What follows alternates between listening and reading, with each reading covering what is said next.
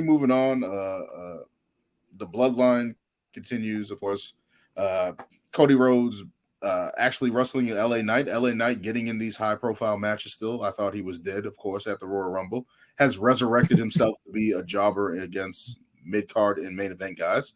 Cody Rhodes basically dispatches of him, and then we get a promo from Cody Rhodes basically saying the sun will set on the Roman Empire, basically having a war of words. And then, of course, Paul Heyman comes out, and then next week they're saying that Roman Reigns is going to be on Raw.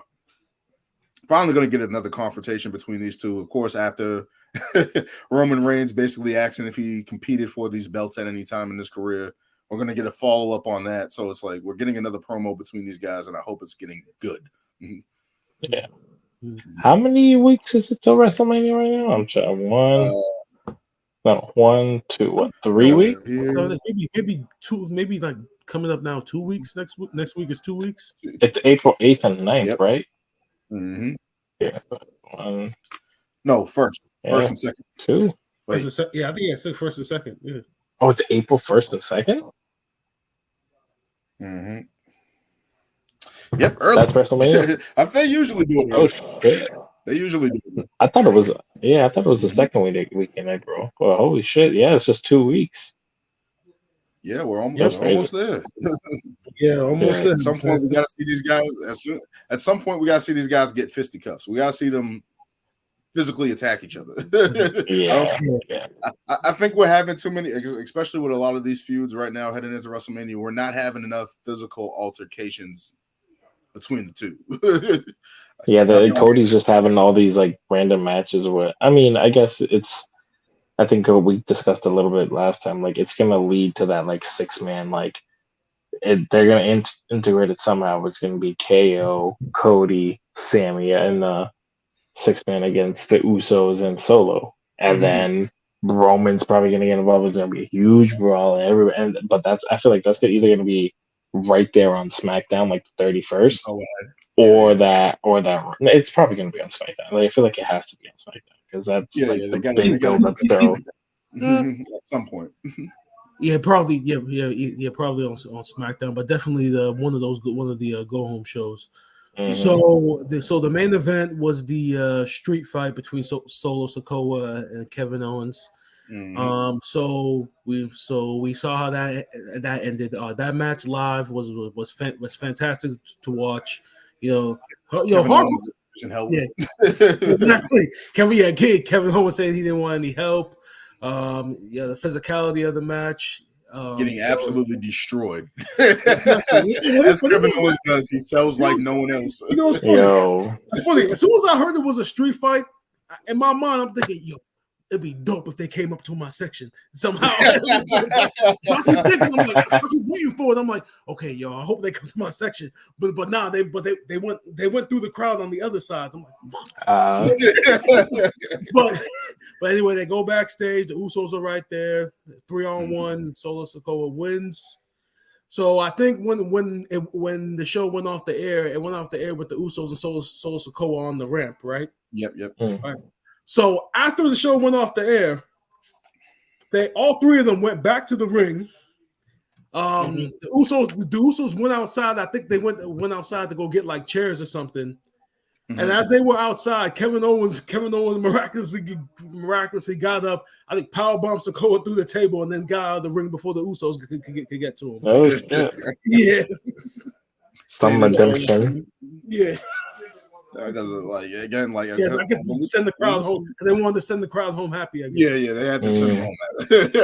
After seeing him get demolished. But it's like whenever we see Kevin Owens sell like that in those type of big matches, we saw at the Royal Rumble with how he won out, and it's like whenever he has these type of matches, he sells for everybody. So for Solo to beat him like that, and the way that he did it was just impressive. It's like you give the rub to Sikoa, the Usos, all that. Like Solo, I don't think he's lost. Like he had his loss last week, right? Was it the week before? What's the Sam? No, what's the Sami? Oh, it was Jay. Yeah. No, that was Jimmy. Remember Sami rolled Jimmy, and that's when Jay came out, put on the active performance of a lifetime. the Emmy award winning, but not Tony. KO. I can't speak enough about him. Obviously, we think he's going to team up with Sami to take on the Usos for the tag titles. So it's like at some point we're only 2 weeks away. We got to get some point where Kevin Owens either receives help or we're running out of time. Like we got to get some more developments in. Yeah, why do I feel like Sami is gonna challenge the Usos for the tag team titles? Try to ask Kevin Owens one more time. Kevin Owens is gonna say no, and then like the night of WrestleMania, Kevin Owens is gonna decide to team up with him. I feel like that's the only way. Yeah. Will he? The suspense is killing us. Yeah. will he or won't he? Yeah, that's exactly what they're gonna do for that. Yeah. Will he or won't he? Well, will he or won't he? Where's Kevin? Where's Kevin? On some Home Alone shit, but exactly. Again, we got to get some more confrontations, some more developments. Even though we're getting a little bit better with the Hell in a Cell match, potentially the Mysterio match, Lesnar and Omos getting in there, but it's like even when you think about other matches, like other people just not crossing paths as yet. Cody and Roman, Bianca and Asuka haven't really had confrontations like that. Like they haven't, like their whole thing with Carmella and Chelsea Green just reversing roles each week. It's like we got to get something. Yeah, that's one of the things that's been pissing me off about that. It's like we haven't gotten any type of like impactful thing. I'm afraid we're going to see him in a tag team match next week against Chelsea Green and Carmella. And it's like, what are we doing? We got to get some type of like action here, like maybe Asuka crosses her or something. I wonder if that match doesn't have a story because Triple H feels it's like, okay, we got Bianca and we got Asuka. The name sell itself, so the story doesn't have to really have to be that. He can't do that.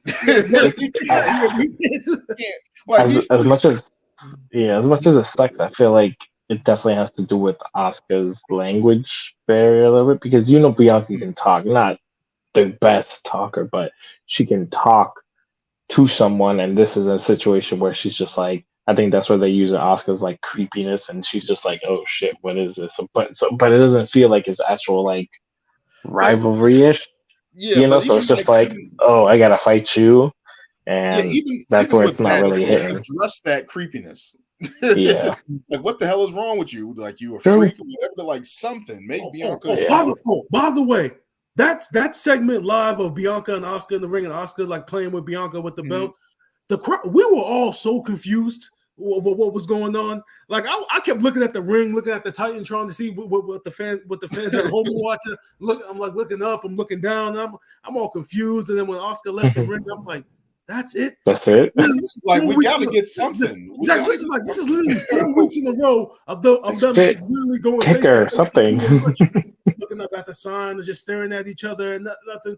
And it's just like, I hope the whole point of this is that when we get to WrestleMania, we get to Asuka officially turns fully heel, and then maybe the story goes on for another couple of weeks till the next pay-per-view. And maybe opening match is them building this with because they want the swerve to be like, oh, we didn't really see it coming, but this is, like I said, 4 weeks in a row of this.